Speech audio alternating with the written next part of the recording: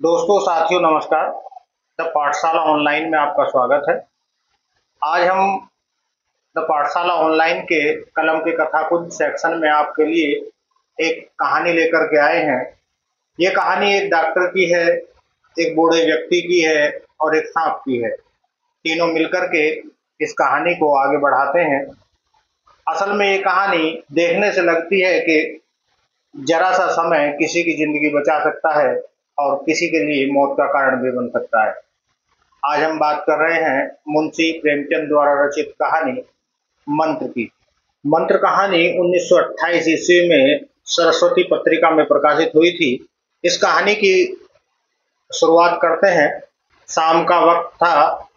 Doctor Chadha golf खेलने के लिए तैयार थे। सफेद कपड़े, चमचमाते स्टिक और सामने ही दरवाजे के बाहर गाड़ी खड़ी हुई थी। तभी दो कहार एक डोली लेकर के आते हैं जिसमें एक बीमार बच्चा था और उसके पीछे पीछे उस बच्चे का बूढ़ा पिता भी साथ साथ आ रहा था।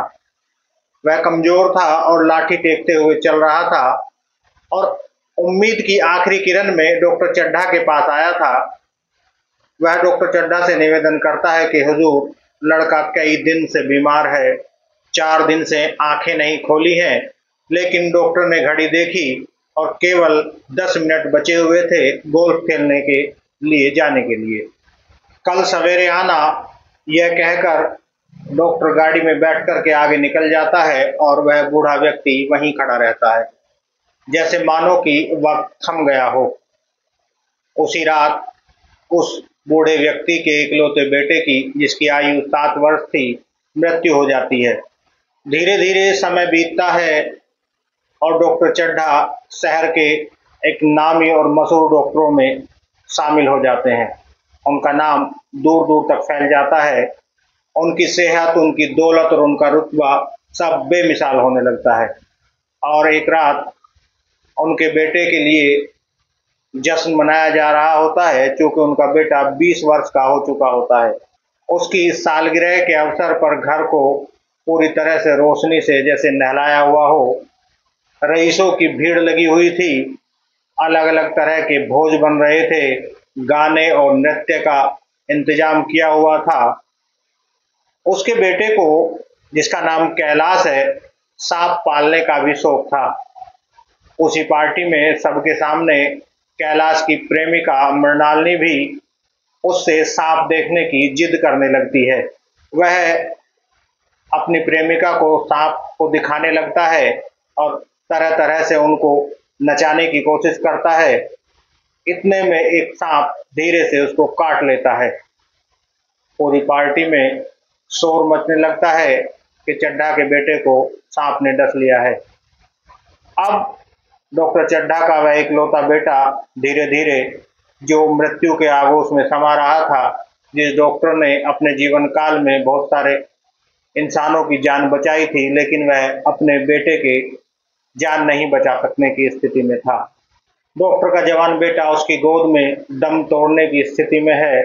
डॉक्टर चीख पड़ते हैं, चारों ओर घूम करके चिल्लाते हैं कि मेरा सब कुछ ले लो, मेरी जायदाद, मेरी संपत्ति, लेकिन कोई मेरे बेटे को बचा ले। लेकिन अब न दौलत काम आती है, न शोहरत काम आती है, न धन दौलत। जिसने हजारों की जान बचाई, वह अपने बच्चे की जान बचाने में असमर्थ महसूस कर रहा था। यह खबर चारों ओर फैल जाती है और यह खबर उस वृद्ध व्यक्ति तक भी जाती है जो डॉक्टर चड्ढा को अपने बेटे को दिखाने के लिए डोली में लेकर के आए थे। वह सांप के काटने का मंत्र जानते थे। उनको भी किसी के द्वारा ये खबर मिलती है कि डॉक्टर चड्ढा के बेटे को सांप ने काट लिया है। पहले तो उसके मन में आता है कि डॉक्टर चड्ढा ने मेरे बेटे को एक नज़र भी नहीं देखा था। मैंने बहुत मिन्नतें की, बहुत खुशामद की, एक तरह से मेरा प्रतिशोध पूरा हुआ। लेकिन मन ही मन वह परेशान भी रहता है और सोचता है कि एक बार मैं उसे देख आता हूँ, और धीरे धीरे डॉक्टर चड्ढा के घर की ओर चलने की कोशिश करता है। चूंकि बेटे की मृत्यु के बाद वो पति पत्नी बुजुर्ग व्यक्ति ही रह गए थे, तो उनकी पत्नी भी उनको टोकती है कि तुम्हारा मन यहाँ नहीं लगेगा जब तक आप डॉक्टर चड्ढा के बेटे को नहीं देख लोगे। वह डॉक्टर चड्ढा के घर पहुंच जाते हैं और डॉक्टर चड्ढा से कहते हैं कि क्या मैं एक बार आपके बेटे को देख सकता हूं। क्योंकि चड्ढा तमाम तरह के प्रयास कर चुके थे तो उन्हें लगा कि इन्हें भी एक बार देख लेने देता हूं। वह बुजुर्ग व्यक्ति उस बच्चे के पास पहुंचता है जिस पर सांप का जहर पूर्ण रूप से असर कर चुका था, लेकिन वह कहता है कि यह अभी बच सकता है और वह अपने मंत्रों के द्वारा और अन्य क्रियाओं के द्वारा उसके बेटे को बचा लेता है। चारों ओर खुशी की लहर दौड़ जाती है और डॉक्टर चड्ढा उस बुजुर्ग व्यक्ति को बहुत कुछ देना चाहते हैं, लेकिन वह वहां से धीरे से चले आते हैं। दोस्तों, यह कहानी हमें परोपकार, मानवता और संवेदनशीलता का संदेश देती है और यह भी सिखाती है कि अमीर गरीब और ऊंच नीच के भेदभाव के बिना हमें सबकी सहायता करनी चाहिए, सबके साथ समान व्यवहार करना चाहिए। साथ ही यह कहानी यह भी शिक्षा देती है कि अगर हम जीवन में किसी की मदद कर सकते हैं तो हमें वह अवश्य करनी चाहिए।